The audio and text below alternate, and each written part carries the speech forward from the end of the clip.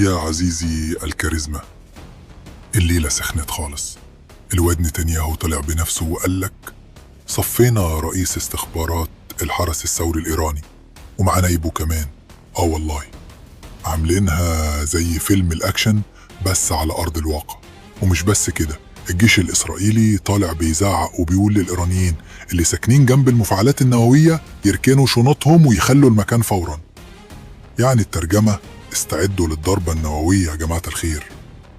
إنما الرد بقى جه جامد من طهران، قالوا لهم كده بالعربي الفصيح: لو راجل اعملها، واحنا هنرد بضربة على مفاعل ديمونة. يعني خراب رسمي في وش المنطقة كلها. القصة دي لسه في أولها، ولو الزرار اتضغط الشرق الأوسط كله هيولع. تابعنا عشان نكمل الحكاية يا صاحبي، واحجز لك مكان في الملاجئ.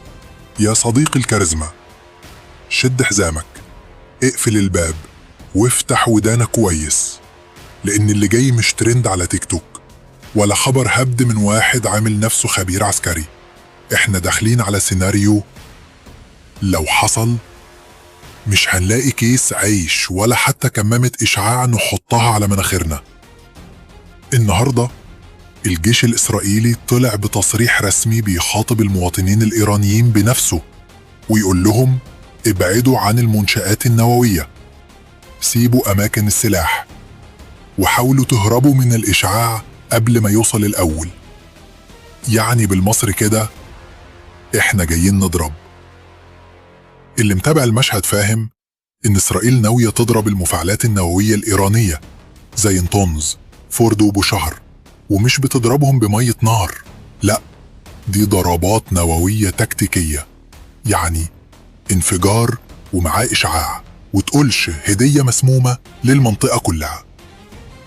طيب لو حصل فعلا والأراضي الزراعية هتتحول لخرابة نووية، يعني بدل ما تطلع فواكه هتطلع شمام بينور في الضلمة.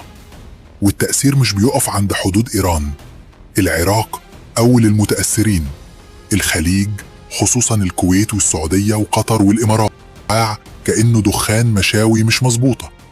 والأطفال بدل ما يتولدوا يقولوا واه هيطلعوا بكحة نووية من أول نفس. بس مش هتنتهي كده، لأن إيران هترد وبقلب جامد، وأول مكان هيكون في وش الصاروخ مفاعل ديمونة الإسرائيلي. وده مش مصنع طحينة، ده واحد من أخطر المفاعلات في العالم، ومجرد التفكير في ضربه بيخلي الأمم المتحدة تشهق.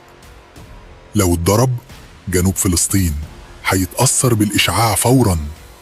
الأردن مش هتلحق تقول إشعاع إيه. جنوب لبنان هيتقلب لنسخة مشوهة من شرنوبل.